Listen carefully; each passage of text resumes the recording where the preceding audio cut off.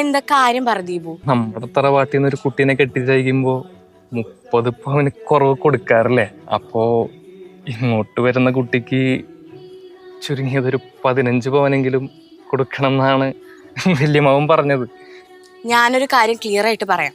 സ്ത്രീധനം തന്ന് കല്യാണം കഴിക്കാൻ എനിക്ക് ബുദ്ധിമുട്ടുണ്ട്. സ്വർണം കൊണ്ടുവരണം എന്നുള്ളൂ, അത് മറ്റൊരു കാര്യത്തിന് ഉപയോഗിക്കില്ലേ? വല്യമ്മാവന്റെ തീരുമാനമാണ്. എനിക്കറിയേണ്ടത് ദീപുവിന്റെ തീരുമാനമാണ്. വല്യമ്മാവനെ എതിർക്കാൻ എനിക്ക് പറ്റില്ല.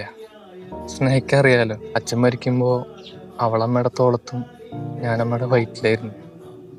അന്ന് മുതല് ഈ നില വരെ എത്തിച്ചത് വല്യമ്മാവനാ. ഇത്ര വർഷമായിട്ടും ഒരു കണക്ക് പോലും വല്യമ്മാവൻ ഞങ്ങളുടെ അടുത്ത് പറഞ്ഞിട്ടില്ല. ഒരു നോക്കൊണ്ട് പോലും ഞങ്ങളെ വേദനിപ്പിച്ചിട്ടുമില്ല. ഇപ്പോഴും ദീപയുടെ കണ്ണൊന്ന് കലങ്ങിയ വല്യമ്മാവന് സഹിക്കില്ല. അങ്ങനെയുള്ള വല്യമ്മാവനെ ധിക്കരിച്ചുകൊണ്ട് എനിക്കൊരു തീരുമാനം എടുക്കാൻ പറ്റില്ല. ഞാൻ വേണമെങ്കിൽ സുധീഷ് ഏട്ടൻ്റെ അടുത്ത് സംസാരിക്കാം. നീ സംസാരിക്കണ്ട, ഞാൻ പറഞ്ഞോളാം ഈ കല്യാണം നടക്കില്ലെന്ന്. അല്ല സ്നേഹ,